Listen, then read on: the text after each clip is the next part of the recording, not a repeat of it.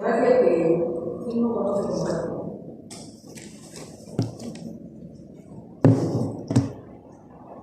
A mí les mencioné que ahora vamos a ver una hemorragia tanto macro.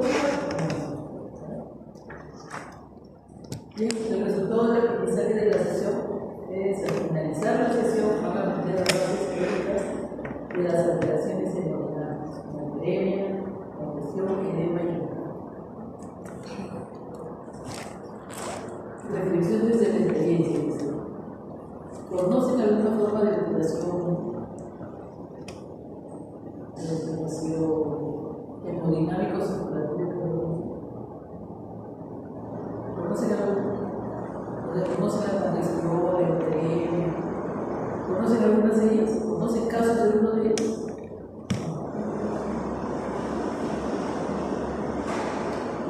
Me digan que el edema no conoce.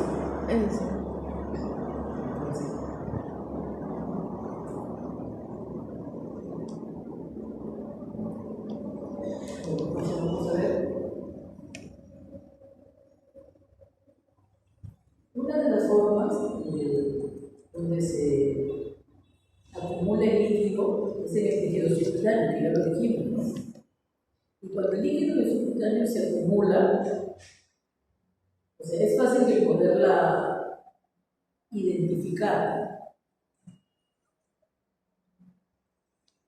Y una de las formas de poder identificar es eso, ¿no? Que uno lo ve, que la piel está más estirada, más pálida, y cuando uno imprime el dedo, o lo presiona con el dedo, la huella queda, ¿no? Queda ahí, permanece por mucho tiempo, se queda hundido. Entonces, eso es una prueba de que debe.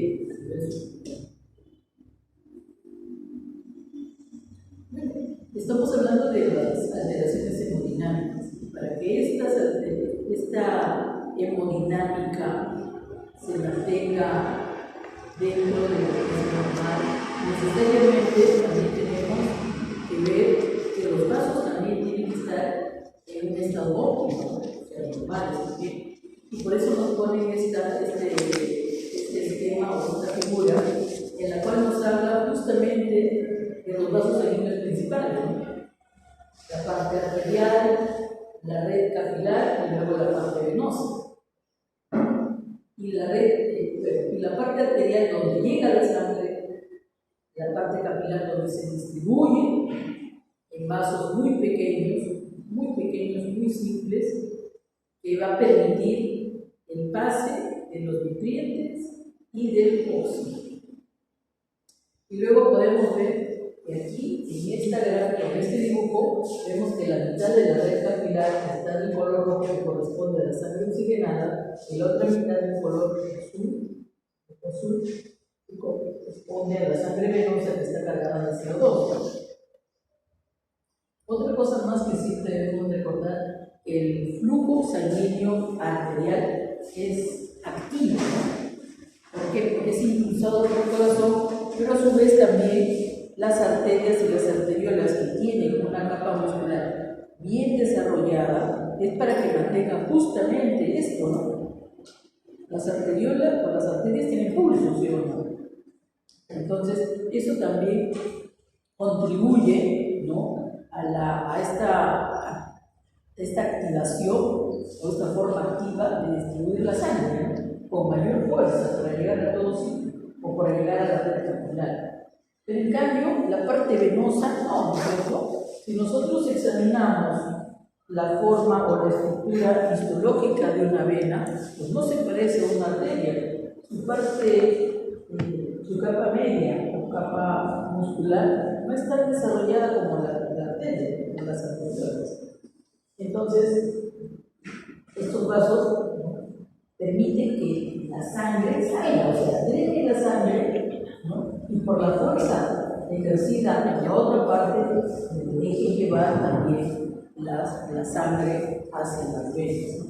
Otro detalle también muy importante es que las grandes venas, especialmente de los miembros, nosotros porque somos erectos, solamente de los miembros inferiores, en cambio los animales están en los 4, ¿no? Porque tienen una posición más horizontal, vertical.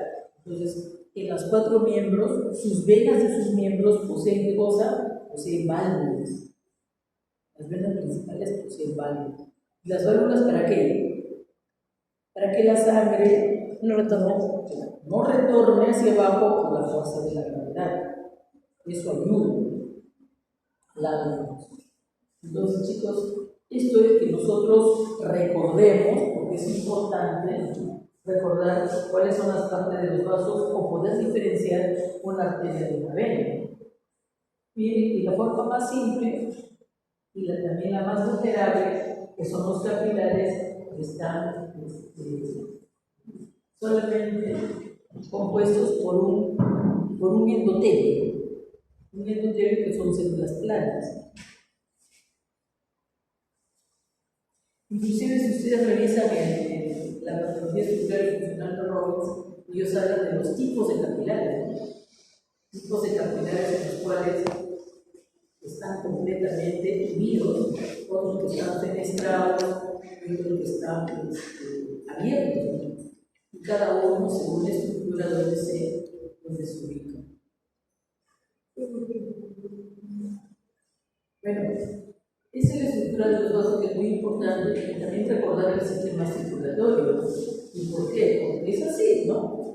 Si el sistema circulatorio está bien, recuerden que todos nuestros órganos y tejidos dependen mucho de esto, ¿no? Porque a través de la sangre pues van a llegar los nutrientes y el oxígeno que mantienen con vida el funcionamiento de los órganos. Llevan la sangre y además retiran los desechos del metabolismo. Y también nos dice, bueno, las alteraciones circulatorias que vamos a revisar se resumen en la siguiente. Vamos a ver en la siguiente forma. ¿Qué vamos a ver? Pues vamos a ver esta principalmente, la hiperemia, miren, la hiperemia que se va a buscar el grupo sanguíneo arterial. La compresión, que es la acumulación pasiva.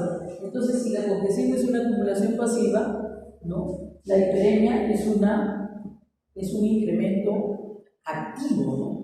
Así lo llaman, ¿no? Algunos todavía utilizan el término activo y pasivo, todavía. Bueno, el edema, que es el exceso de fluidos o de líquidos en los tejidos, como por ejemplo el intersticio, y en las cavidades, que el libro le llama derrames, ¿no? La conexión de líquidos y de vísceras. La hemorragia es la presencia de sangre fuera de los vasos sanguíneos. No nos dice que hay daño, que hay no dice, solamente la presencia de sangre fuera de los vasos sanguíneos. Entonces, hemorragia. Bueno, otras alteraciones que también se mencionan acá, para que lo sepan, miren, también como dice, ¿cuál es? Pues también revisaremos la isquemia. Puede llegar a ser completa, que nos va a llevar a una consecuencia muy grave, que es el infarto. ¿Y por qué es grave el infarto? Porque el infarto significa ¿qué cosa? Significa necrosis. El infarto significa. Pero una necrosis producida ¿por qué? Por disminución del aporte sanguíneo.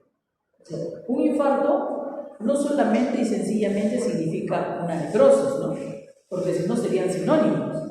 Pero el infarto se produce, la necrosis, por una falta del aporte sanguíneo, por una falta de riego necesariamente. Bueno, ¿qué otro tema también vamos a abordar? Vamos a abordar la trombosis.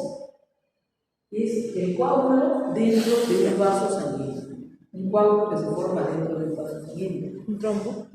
Claro, eso es un trombo. Ahora, lo ideal sería establecer las diferencias entre un coágulo común y corriente y un trombo, ¿no? Porque el trombo es patológico. Y bueno, ya lo veremos, ¿no? Bueno, y además también hay otro cuerpo que puede circular por los vasos sanguíneos. Sustancias que pueden circular, no solamente sólidos, pueden ser también semilíquidos o pueden ser también gaseosos. Y a eso lo vamos a llamar émbolos.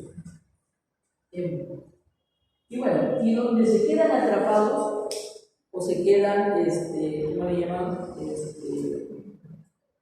Obstruyendo totalmente, en el órgano les llamaremos como embolio.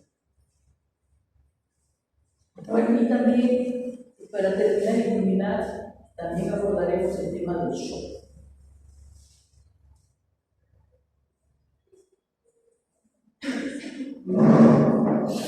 Bueno, ahora mencionaremos la hiperemia. ¿Qué es hiperemia?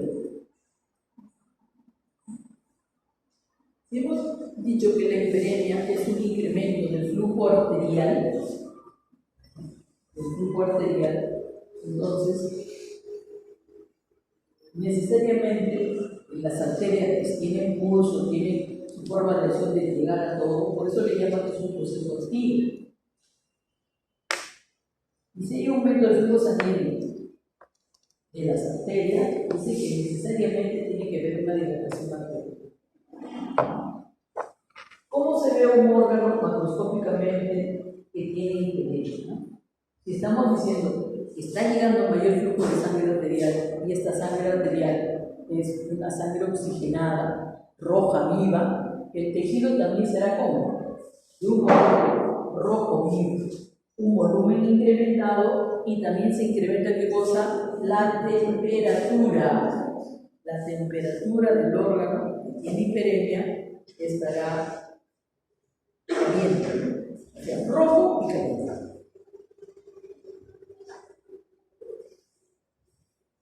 Rojo, caliente, incrementado de volumen. Muy bien, ¿cuántos tipos de hiperemia vamos a poder mencionar? Vamos a mencionar la fisiológica y la patológica. Yo voy a comenzar con la patológica porque ya la descargo. La patológica está referida a todo lo que tiene que ver con inflamación, irritación, daño, etc. Entonces, no vamos a hablar de las patológicas porque ya te estoy mencionando y estas las vamos a ver en el menos. Pero sí vamos a citar, ¿no?, a la hiperemia de tipo fisiológica. Y esto dice que esta hiperemia fisiológica está relacionada con el aumento de la actividad. Por ejemplo, las glándulas de secreción interna. Y aquí un claro ejemplo puede ser la glándula mamaria, ¿no? Una glándula mamaria activa, no la glándula. Entonces, si yo le pido un ejemplo de una hiperemia fisiológica, no solamente basta con decir glándula mamaria ¿qué? Activa. ¿En qué situación? ¿No? ¿En qué circunstancias? Entonces, tengo que decirlo. La glándula mamaria activa, ¿no?, sobre todo en animales que tienen la piel blanca, ¿no? Se nota la hiperemia, está grande, ¿no? El ejemplo clásico, la glándula mamaria de una vaca holstein. La ubre, la piel es blanca, la ubre no tiene pelos, ¿no?, tiene son escasos, y se ve pues, ¿no?, lo grande que está, aumentado de volumen, un color rojo, vivo y caliente. Bien.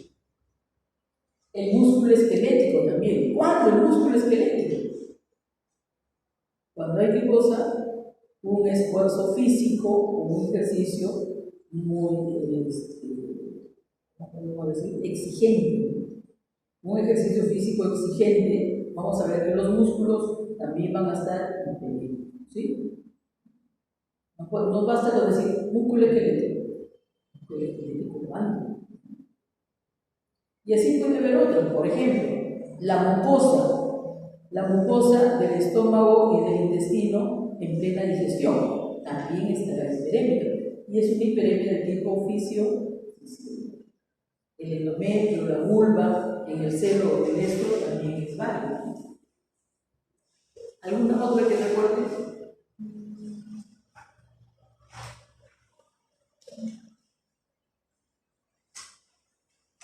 El sonrojo. ¿Alguna vez te has puesto roja? Sí. ¿Y con tus orejas rojas? Eso es un ejemplo de hiperemia. ¿Y quema o quema? Rojo y quema. O las orejas. A veces las orejas se ponen rojas y se están hablando mal de ti, desde el cuello, no del cuello, punta el cuello. Bueno, esa es una forma también de hiperemia. ¿Quién no la experimenta?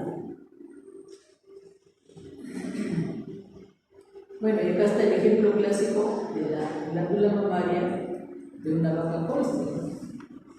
Bueno, aquí ya no se ve, está más pálida, acá sí se ve todavía que está rosadita, pero esa es la glándula grande, en plena campaña de radiación, caliente.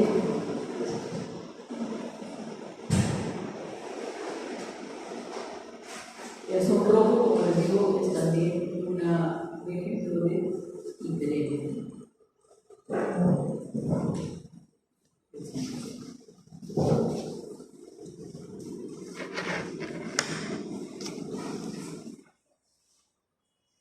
Bueno, entonces eso es lo cuando tenemos que hablar acerca de ¿quién es la congestión? La congestión es también el incremento del volumen de sangre, pero ¿dónde? En el lado venoso. En el lado venoso, y contiene ¿qué cosa? Sangre desoxigenada. Está llevando, o se está recogiendo de los órganos y tejidos y lo está llevando al corazón para que vuelva al pulmón, para que la sangre pueda entregar el CO2 y captar el oxígeno. Pero miren chicos, acá, cuando habla de la congestión, utiliza el término drenaje. ¿Ya? ¿Y por qué utiliza el término drenaje? Recuerden que las venas salen de los órganos. Como sale, drena porque está de salida. Entonces, o se debe a un aumento del contenido sanguíneo intravascular o a un drenaje insuficiente de sangre.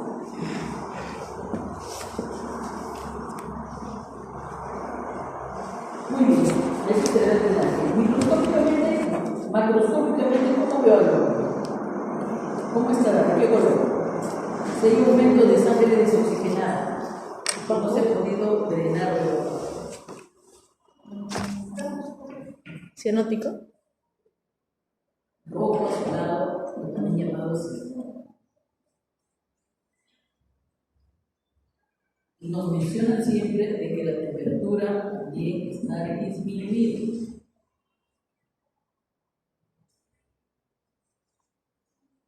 ¿Aumentará el volumen? Sí.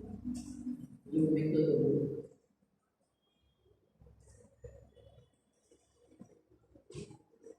Otra característica muy importante con respecto a la congestión es que la congestión es patológica. No existe la congestión fisiológica.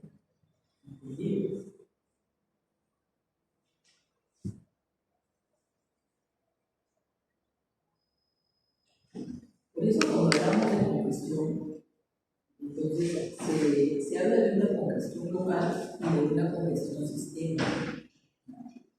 Local, porque debe haber alguna interferencia por una de las venas tributarias o por una de las ramas de las venas, para que haya una congestión local. Y acá nos ponen también este cuadro azul o celeste, dice congestión local aguda, aumento de la cantidad de sangre en las venas de una región, que será una tributaria o una rama, que puede ser de extremidades, que puede ser de la cola, que puede ser del riñón, que puede ser del vaso, a consecuencia de la obstrucción del flujo de sangre proveniente del órgano. Y esto puede pasar a cronicidad. Miren, puede pasar a cronicidad. La congestión me dice que puede ser crónica. ¿La hiperemia puede ser crónica, chicos? La congestión sí. La hiperemia no, pero sí. ¿De acuerdo? Bueno, esa es la congestión localizada. ¿Y quién es la congestión sistémica o generalizada? Dice que aquí, esta congestión generalizada y sistémica, necesariamente está la causa principal, ¿qué cosa? La insuficiencia cardíaca. ¿Qué significa? ¿Qué significa para ustedes, chicos, insuficiencia cardíaca? ¿Cómo podemos entender cuando me dicen, oye, ahí tiene insuficiencia cardíaca? ¿Qué pensamos? ¿Qué pensamos en la situación del corazón? ¿Cómo está? ¿Cómo? Primero, que no está funcionando bien, ¿sí? Porque insuficiencia significa que no llega, ¿sí? No es suficiente su función, no alcanza. Entonces, ¿cómo queda la función del corazón? A través del vaso cardíaco. Entonces, ¿cuándo sé que el corazón está funcionando bien? Cuando el gasto cardíaco se cumple, ¿sí? Pero cuando no se llega el gasto cardíaco, entonces el corazón no está funcionando. Y por lo tanto, como no está funcionando bien, está en una insuficiencia cardíaca. Ahora dice, afectan a muchos órganos y todo va a depender mucho del lado del corazón que está afectado o que es insuficiente. Por eso tenemos una ICC izquierda y una ICC derecha, ¿no? Recuerden, chicos, que cuando hablamos de circulación, yo tengo que acordarme del esquema de la circulación, ¿no? La circulación mayor y la circulación menor.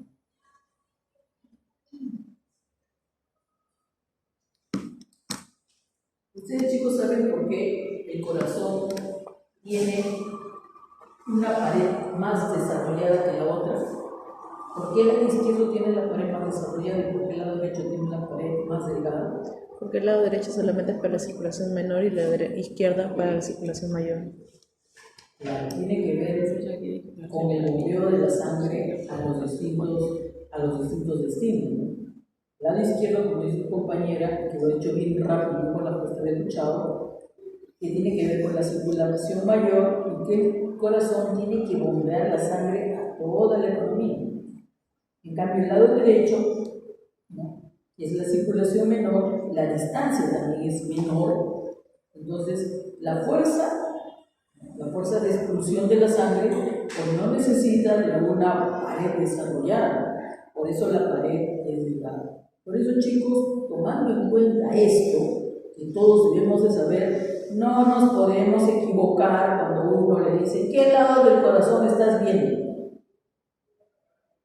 Si ya sabes que el lado derecho tiene que ver con la circulación menor, quiere decir que la distancia es poca y la fuerza también es menor. Entonces será la pared delgada, según el lado derecho. Y el lado izquierdo, que tiene que ver con el bombeo de la sangre a todas partes, pues tiene que ser desarrollado bien la pared más gruesa.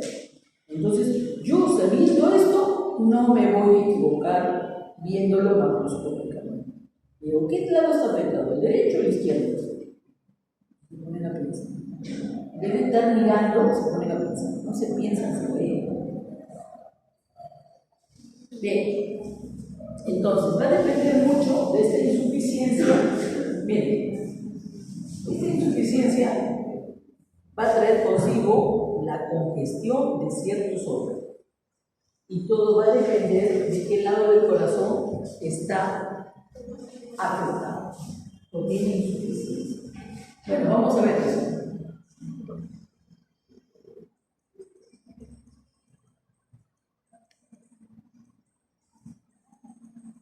Y esto es lo que les digo, ¿no? Hay que tener en cuenta esto que está acá, la circulación.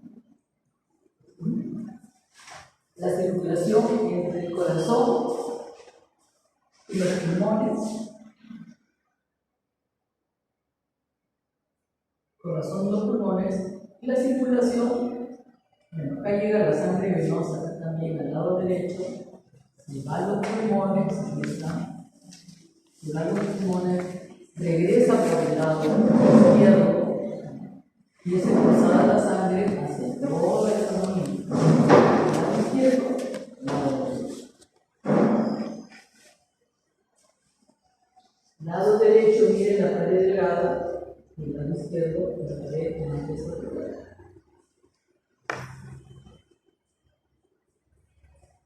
Bien, entonces si nosotros nos acordamos de esto, que es muy importante, entonces vamos a poder entender también cómo es que una insuficiencia me lleva a un estado de. Miren, los órganos que se van a congestionar son los órganos que llevan la sangre al corazón. Si es el lado, por ejemplo, vamos a ver, el lado derecho, este es el lado derecho. El lado derecho llega la sangre a través de qué? A través de las venas cavas, hermanos. La vena cava, caudal, ¿de dónde recoge la sangre?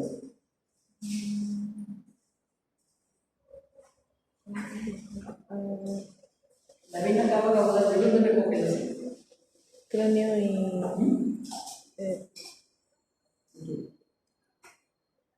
¿De dónde recoge la sangre de la vena cava?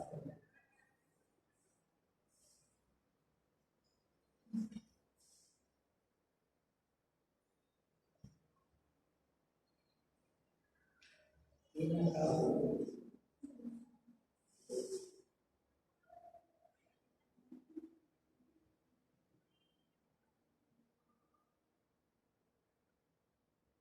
Entonces vemos esto.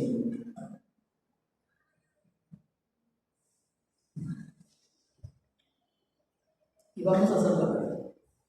Si yo te digo, mira, ¿sabes qué? Este corazón derecho tiene una insuficiencia cardíaca congestiva, el lado derecho, y no tiene la capacidad para poder bombear la sangre. El gasto cardíaco es el volumen de sangre bombeada en una unidad de tiempo. Si el lado derecho no es capaz de bombear la sangre, entonces hacia los pulmones, mira, bombear la sangre hacia los pulmones, entonces no tiene la suficiente capacidad y fuerza, entonces se queda acá con un remanente. Supongas, estoy buscando una cantidad inicial. Suponte que el lado derecho y el lado izquierdo tienen que bombear 100 ml. Pero como no tiene fuerza y algo le ha pasado a este lado del corazón, puede bombear solamente 70 o 60. Solamente 60 puede bombear, no lo sé. ¿Y los 40 dónde se quedan? Se quedan acá, ¿no? Acá. Entonces le bombeas el 60%, perdón, 60 ml solamente bombea y los 40 ¿dónde se quedan? Porque no tiene la suficiente fuerza para bombear. Bueno, luego vienen las venas cavas que llevan la sangre, la cava caudal principalmente, que trae la sangre de todos los órganos, principalmente de todos los órganos abdominales. Entonces viene él también con sus 100 ml y le entrega al corazón, toma, dice. Pero el corazón no puede recibir 100, ¿sí o no? Si acá ya se quedaron 40, le recibirá 60. ¿Y qué pasa con la sangre? ¿Y qué pasa con el 40 restante? Se quedará en la vena cava. Y a su vez, los órganos le van a llevar la sangre, pero tampoco pueden recibirla, ¿sí o no? Es imposible. Entonces, ¿qué pasa con la sangre? La sangre venosa queda detenida en los órganos. ¿En qué órganos? ¿De dónde recoge la sangre? El lado derecho. ¿De dónde recoge? De los órganos abdominales. ¿Quiénes se verán congestionados? Los órganos abdominales. ¿Quiénes son los órganos abdominales? Hígado, ¿qué más? Vaso, ¿qué más? ¿Qué más? Abdominales. Solamente tiene hígado y vaso nada más. ¿Qué más tiene? ¿Qué más tiene? Páncreas. Mercado. ¿Qué más tiene? Riñones, ¿qué más?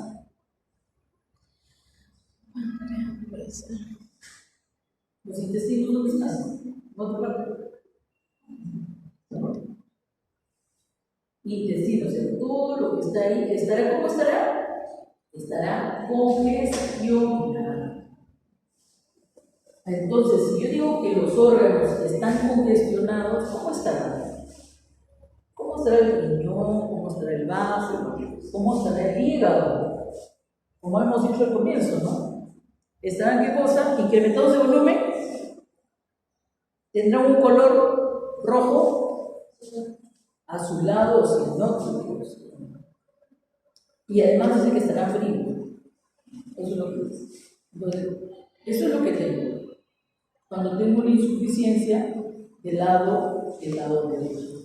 El corazón tiene que bombear la sangre, pero ya es insuficiente y por eso los órganos que están acá se van a congestionar. ¿Qué pasa si la insuficiencia es del lado izquierdo? Este es mi lado izquierdo. Y este es el ventrículo que tiene que bombear la sangre de toda la economía. Pero también ahora está insuficiente y no envía la cantidad suficiente de sangre.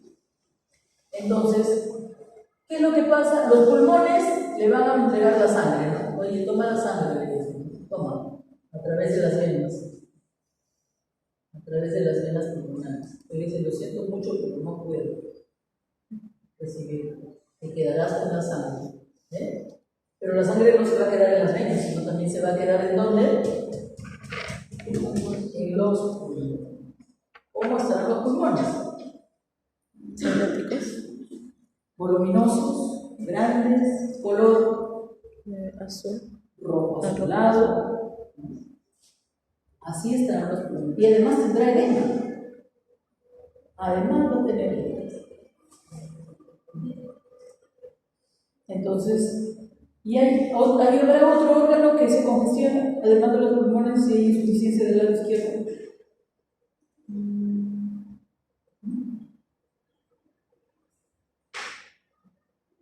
¿Habrá otro órgano que se congestione además de los pulmones?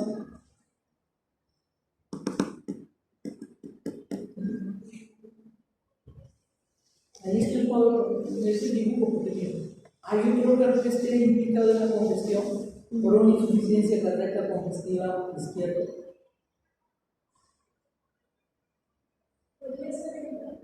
¿Qué? ¿Por qué? Si estás en el lado izquierdo. No estás en el lado derecho, estás en el lado izquierdo. En el derecho hemos hecho que y todos los órganos están congestionando. Ahora, cuando en el lado derecho se congestionan todos los órganos, ¿no es así? Pero toman un órgano modelo. ¿A qué órgano modelo toman? Bueno, al que es más afectado. ¿Y por qué es más afectado el hígado cuando hay una ICC derecha?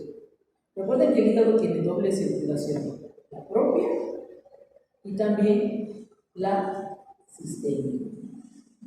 Entonces, la propia, que es la hepática, y también la otra que es la porta, ¿no? Recuerden que el sistema porta es arteria o es vena. Vena. Bien.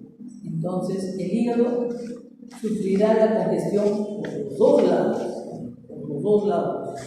La congestión va a estar ahí. Por eso es que cuando se habla de órganos congestionados por insuficiencia cardíaca congestiva derecha, se toma como modelo al hígado.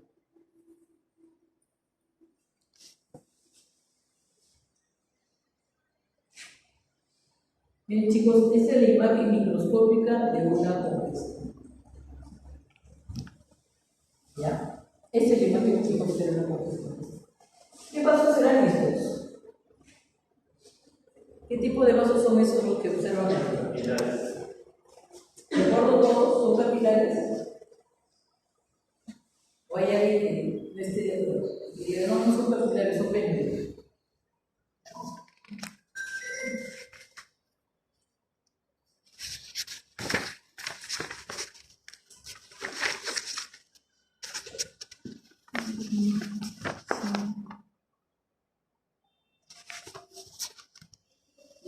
Entonces, ¿qué características tiene un capilar para poder ver congestión? ¿Qué veo ahí que me dice, sí, es un capilar, no hay problema, es un capilar? ¿Qué veo? ¿Puedes reconocer un capilar o no?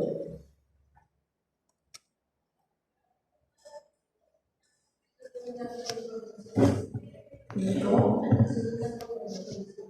¿Cómo? Tiene una conformación simple por Ya. ¿Es simple? ¿Y qué significa que sea simple? Pues ¿qué tengo que ver para reconocer que estoy viendo un capilar?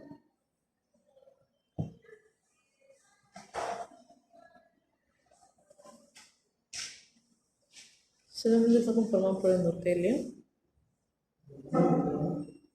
¿Cómo es el endotelio? ¿Cómo reconozco el endotelio?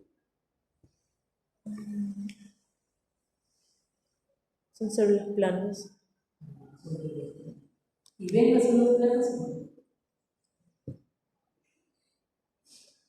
Entonces yo veo, entonces el endotelio está acá, ¿no? En el límite del vaso, entonces es lo que viene a la varita, ¿no? Ese es el endotelio, solamente posee una sola capa de cerebro, que puede ser una pequeña vena. Pero en sí, todos son, ¿no?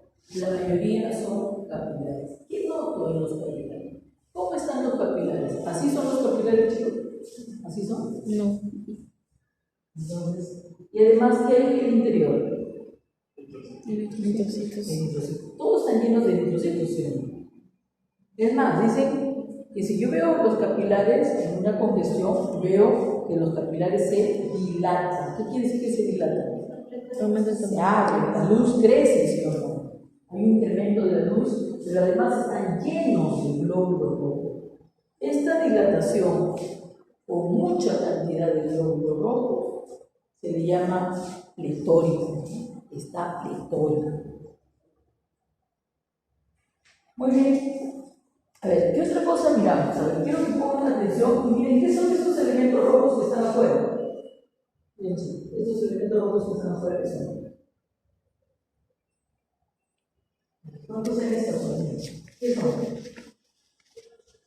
¿Ah? ¿Cómo? Los glóbulos rojos. Los glóbulos rojos, miren, han escapado de los vasos de los capilares y están en intersticios. ¿Hemorragia? Ese es un hemorragia.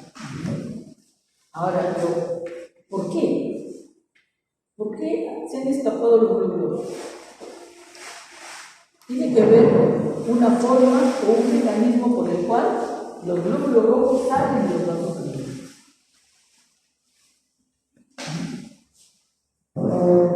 ¿Y por qué ha pasado? Porque están llenos. Ok. ¿Una Es congestión? como el bus, ¿no? Que se van colgados, aunque ya no veo eso. Y algunos se bajan, ¿no? Bueno, entonces los glóbulos rojos pueden escapar hacia afuera, hacia el intersticio, por las uniones intercelulares. Por las uniones intercelulares del endotelio. Por ahí se escapan. Y el mecanismo, ¿cómo se le llama? Este escape por las uniones intercelulares se le llama diapédesis. Esa es la diapédesis. Entonces, quiere decir que cuando yo tenga una congestión por diapédesis, ¿voy a tener glóbulo rojo fuera de los vasos sanguíneos? ¿O voy a tener hemorragia? ¿Sí o no? Sí. Así es. Entonces, una congestión puede llevar a una hemorragia. Además, ayer hemos estado hablando de la presión hidrostática, la presión osmótica y los vasos linfáticos. Entonces, si hay un estado congestivo, necesariamente, ¿qué va a pasar? La presión hidrostática va a elevarse. ¿Y qué hace la presión hidrostática? ¿Cuál es el efecto de la elevación de la presión hidrostática? La presión hidrostática dice que es una presión que tiende, es la presión ejercida por los líquidos y tiende a sacar los líquidos hacia afuera. Entonces, la sangre ejerce una presión intravascular, una presión sobre los vasos sanguíneos. Y si esta aumenta, el líquido sale. Entonces, ¿ha salido el líquido o no ha salido el líquido? Sí. ¿Y qué ven para decir que sí ha salido? La salida de los glóbulos rojos. ¿Ah? La salida de los glóbulos rojos. No, estamos diciendo que está saliendo el líquido. No, una cosa es que salga la célula y otra cosa es que salga el líquido. El líquido necesariamente sale por la presión, por incremento de la presión hidrostática, no por otra cosa. Si no hay incremento de la presión hidrostática, el líquido no va a salir. O disminución de la presión mucosa. Si no, no. Entonces, ¿pero qué me dice o qué características veo para decir que el líquido ha salido? ¿O no hay? No. Es teórico. No. Pero ¿qué puedo observar para decir que estoy viendo que también hay edema, o que el líquido ha salido?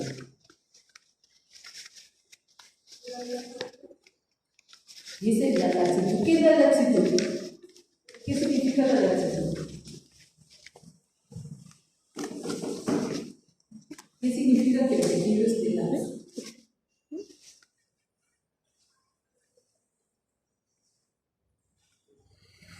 ¿Mm? ¿Qué significa que tejido es laxo? Si ustedes examinan esta lámina, como que hay mucha luz, ustedes pueden ver que estas estructuras rosadas en forma de paquetes, ¿no? Fibras, se puede ver que son fibras, son las fibras colágenas, ¿no? Miren cómo son las fibras colágenas, unas están juntas con otras, así debería de ser, así como este paquete y un poquito como este. Pero ¿qué ven acá entre paquete y paquete? ¿Qué hay? Hay espacios. Entonces, estos espacios entre los paquetes es lo que nosotros denominamos la laxitud. Está laxo. Porque hay espacios. Esos espacios no creen que están vacíos, sino están ocupados. ¿Por qué? Por el líquido que se escapa. Pero yo no veo líquido, ¿sí o no?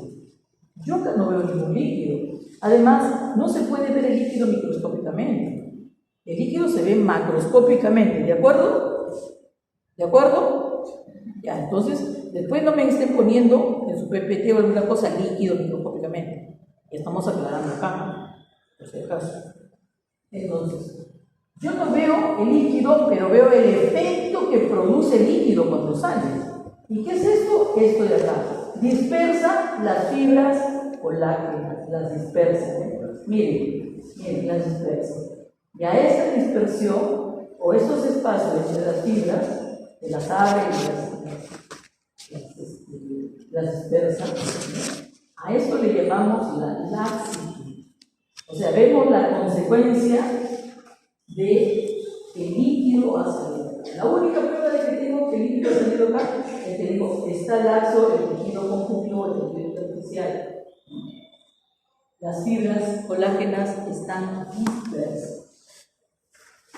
Bien, entonces estamos viendo que la congestión me lleva a un edema, por incremento de la presión hidrostática, pero también voy a tener hemorragia por diabetes.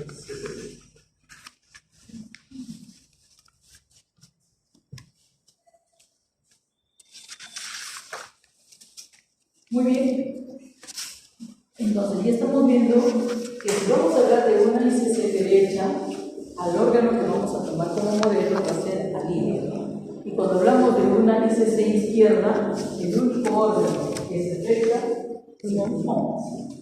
Bueno, entonces, vamos a hablar ahora entonces de la congestión hepática, que necesariamente la causa es una ICC derecha. Pero nos dicen que para la congestión hepática vamos a ver tres fases. Una fase aguda, una fase subaguda y una fase crónica. Esta es la fase aguda que se llama congestión hepática. Esta es la fase subaguda, o también llamada atrofia cianótica, ¿no? O también le llaman hígado en vez buscada. Y esta es la parte crónica, la fase, o sea, la congestión crónica, o también llamada induración crónica, que nos puede llevar hasta dónde puede llevar, también mira, hasta dónde te puede llevar una congestión crónica, hasta la cirrosis. Bien, hasta la cirrosis. Entonces, cuando hablamos de la fase de congestión aguda, dice, en la fase de congestión aguda, el hígado está grande, aumentado de tamaño, está cianótico.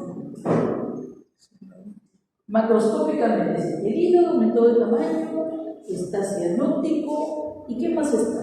¿Cómo estarán los bordes? Que antes eran filuditos y aguditos. ¿Estarán redondeados o no estarán redondeados? Ya. ¿Y qué pasa cuando yo agarro y corto al hígado? ¿Qué pasará cuando lo corte? No pasa nada, voy a verlo ahí, ¿qué está? ¿Saldrá sangre o no saldrá sangre? Sale sangre. Sangre y oscura, ¿sí o no? Sangre venosa. Saldrá, a eso le llaman resuma sangre, ¿no? Al corte. Entonces, estas son características macroscópicas que me están demostrando que ahí hay una congestión aguda. ¿Y cómo lo veré microscópicamente? Para hablar microscópicamente, lo primero que tiene que venir a nuestra mente es la estructura del globulino. Nos vamos a ubicar en un globulino. Muy bien, si ya te ubicas en un globulino, ahora dice, los capilares sinusores, dice los sinusores, dice, especialmente a hacia la zona centro-lobular están llenos de sangre. Los capilares sinusoides, especialmente los que están en el centro, están llenos, ni siquiera de sangre, es decir, llenos de glóbulos rojos, porque estamos hablando de microscópicamente, no estamos hablando de macros.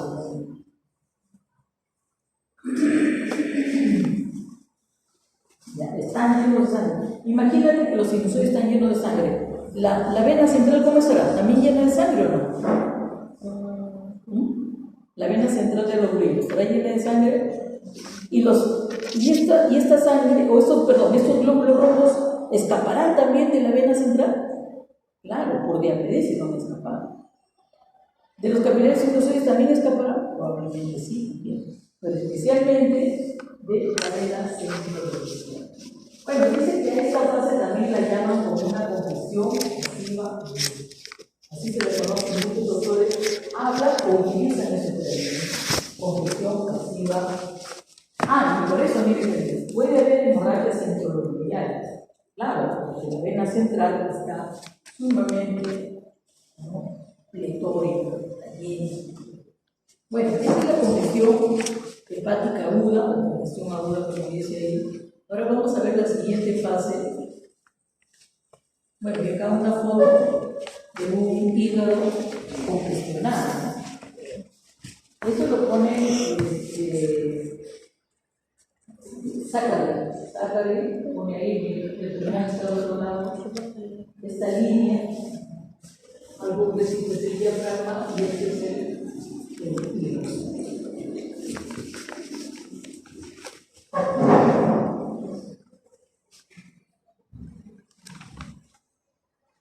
Congestión ocurre en el sistema vascular y depende de órganos como el corazón, el pulmón y el sistema portal.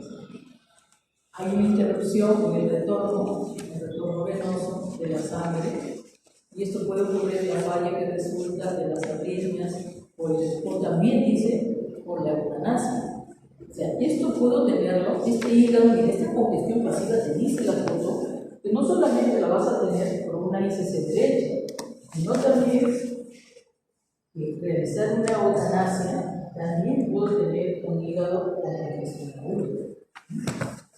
¿Sí? Entonces, los animales que han sido sacrificados y son llevados a la necropsia pueden encontrar una congestión del hígado. No solamente del hígado, también encontrar del hígado, del vaso, del riñón. Entonces vamos a ver la siguiente fase. La siguiente fase la denominamos la congestión subaguda, o también llamada atrofia cianótica, o también hígado en nuez moscada. Pero miren, el término hígado en nuez moscada es aplicado principalmente a un hígado, a una macro, o un hígado mórbido, macroscópicamente. Entonces, acá nos están diciendo que la congestión está persistiendo, persiste en el tiempo la congestión. Esta es isocongestión en el, ¿no? Entonces, las trabéculas hepáticas sufren la presión de qué, o la compresión de qué cosa, de los capilares sinusoides que están dilatados y llenos de glóbulos rojos, ¿no? Entonces, como son presionados, ¿no?, por estos capilares que están congestionados, se van a atrofiar, ¿no? Las trabéculas hepáticas, los cordones hepáticos se van a atrofiar. Presión de las capilares sinusoides que están llenos de sangre y está persistiendo en el tiempo y provoca ¿qué cosa? Atrofia. Dice que es una atrofia simple, o sea, una disminución del tamaño por congestión. Bien, también, ojo, es simple, o sea, que disminuye de tamaño, pero también numérica. ¿Dónde? Ahí está, numérica, ¿dónde? En el centro de los globulinos. O sea, los hepatocitos situados cercanos a la vena centrolobular, pues van a, ¿qué cosa dice? Se van a morir, van a desaparecer, ¿no? Porque dice que hay también una disminución numérica. en el centro del autoglúteo, o sea, en la vena central, donde suele aparecer hemosiderina. Miren, en un proceso subagudo recién aparece la hemosiderina. En un proceso agudo no hay. Entonces, la hemosiderina dice en la zona perilobuliar, ojo, aparece hemosiderina en el centro. Y en la zona perilobuliar voy a encontrar, ¿qué dice acá? ¿Qué es lo que dice? Esteatosis. ¿Qué es esteatosis? ¿Qué es esteatosis? ¿Cómo voy a ver los hepatocitos ahí? Que dicen que hay esteatosis. Hepatocitos agrandados. Más agrandados. Agrandados. Si yo grande digo es un estetosis. ¿Cuál es la característica? La palidez, la presencia de vacuolas circulares con desbordes definidos. Cuando digo palidez, puede ser que sea una degeneración hidrópica. Cordones hepáticos. No, que no hay continuidad entre los cordones hepáticos. No. Dice, en la zona perilobuliar, los hepatocitos están con estetosis. Si yo digo palidez, yo puedo estar hablando de cualquiera de las dos reversibles, pero me dicen que es estetosis. Entonces, ¿qué tengo que ver en esos hepatocitos?